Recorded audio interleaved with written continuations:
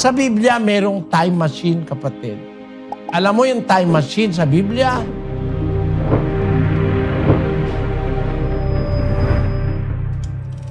Sa pelikula lang yun. Hindi totoo yung time machine. Alam mo kung bakit? Kasi, halimbawa, may time machine. Dadalhin ka doon sa 1920. Hindi ka makakarating doon. Alam mo kung bakit? Dapat, pagka yung time machine, iniaatras niya yung panahon, pag-atras, 1950 ka pinanganak, halimbawa, umatras yan ng 1949, wala ka nun. Kung totoo yung time machine, na naibabalik ang panahon, pagka-atras ka lang ng mga 70 anyos, wala tayong lahat ngayon Baka konti lang matira, pati ako mawawala Kasi yung time machine, binalik yung panahon Hindi naman pwedeng binalik niya yung panahon ikaw lang ang ibinalik niya. Hindi naman maganda yun. Hindi naman logical yun.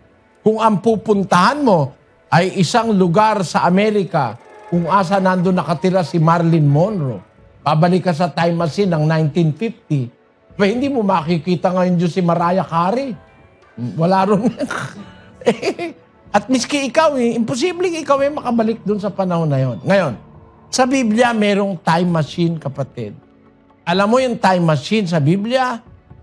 Yung time machine ng Diyos, yung Espiritu niya, mula sa 98 AD, 98 AD noon, dinala niya sa Espiritu si Juan para ipakita niya ang mangyayari pagkaraan ng 2,000 taong mahigit na nangyayari na ngayon sa ating panahon.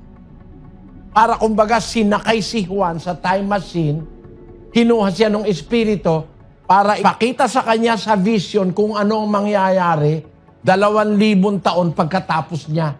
Basahin natin ang Apokalipsis 1:9. Akong si Juan na inyong kapatid at inyong karamay sa kapighatian at sa kaharian at sa pagtitiis na kay Jesus ay nasa sa pulo na tinatawag na Patmos dahil sa salita ng Diyos at sa patutuo ni Jesus.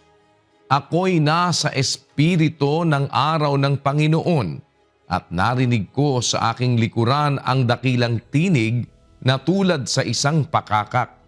Ako nasa pulo ng Patmos. Pero may nakipag-usap sa kanya, sabi na inilagay siya sa espiritu sa araw ng Panginoon. Basahin natin ang 4:1. Pagkatapos ng mga bagay na ito ay tumingin ako at narito ang isang pintong bukas sa langit at ang unang tinig na aking narinig na gaya ng sapakakak na nakikipag-usap sa akin ay sa isang nagsasabi, umakyat ka rito at ipakikita ko sa iyo ang mga bagay na dapat mangyari sa haharapin. Pagdakay napasa espiritu ako at narito may isang luklukang nalalagay sa langit at sa ibabaw ng luklukan ay may isang nakaupo.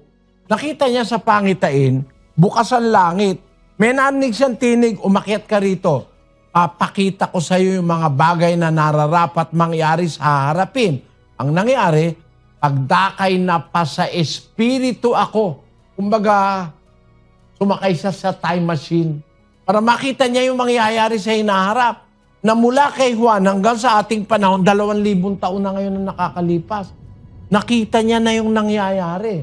Kaya alam ko nakita niya, sinabi niya sa Biblia kung ano mangyayari. At yun nga nangyayari ngayon.